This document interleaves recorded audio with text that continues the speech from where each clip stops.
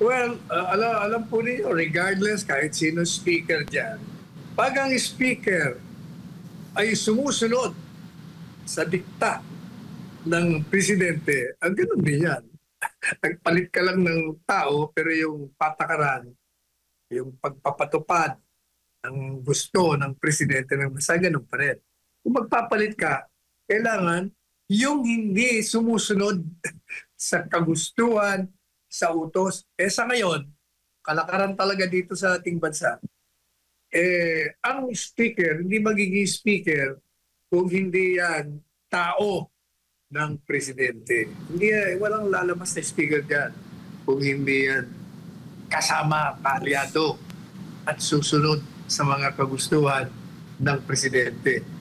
Sa panahon lamang ni Presidente Duterte, ang hindi nakialam ang presidente ng bansa, binago niya, sinira niya yung kalakaran na yan.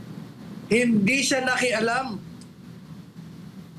Nung siya ay hiningan ng pag-ayos dun sa mga naglalaban, natatanda mo yung Franco, tatlo ang gustong kumandidatong speaker.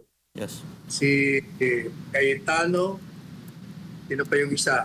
Si Velasco at si Romualdez.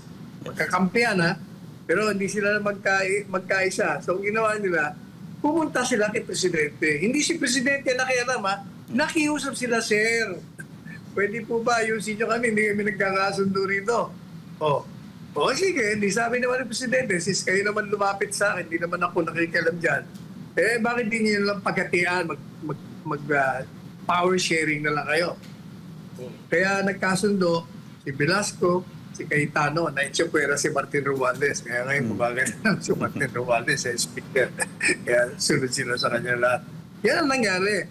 Pero kahit napalitan mo ngayon si Martin, kahit sinong pumalit dyan, maliban lang kung ipalit mo dyan na hindi naman mangyayari ang isang oposisyon o kaya yung sa kaliwa, palaging sunod-sunuran yan sa presidente. Kung hindi yan mananatiling nakaupo dyan.